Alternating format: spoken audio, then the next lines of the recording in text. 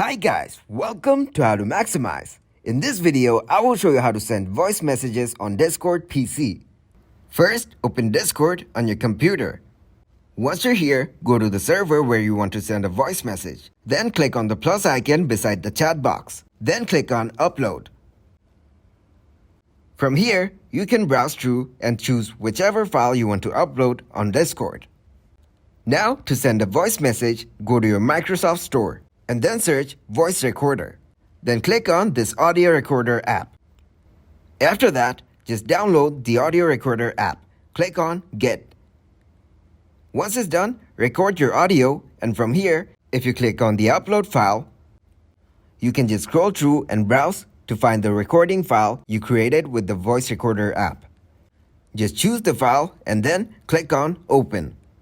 So this is how you send a voice message on Discord. And that's it. Thanks for watching, and please leave a like, subscribe, and share.